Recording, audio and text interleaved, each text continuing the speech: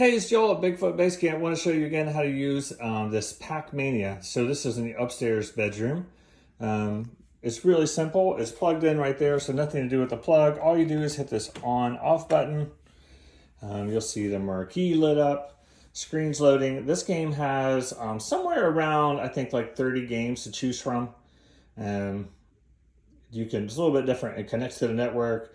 You can, I guess, battle live, I guess, like through the network with other people, things like that. So it's slightly different than the other arcade. It's got a couple of different options, but hope you enjoy it. It has a up and down volume right here. So if it's too loud, too soft, you can mess with it there. You got your 1-player, 2-player, even has a little spot if you want to plug in some headphones. So you can just choose your game, whatever you want. Say, hey, I want to play Galaga.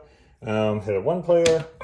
And you know, push any button to continue, and here comes Galaga. So when you're done, just go ahead and turn it off, or you're going to hold it in the off position, and it'll go ahead and shut off, and that's it. All right, hope you guys enjoy. Have a great trip. Bye.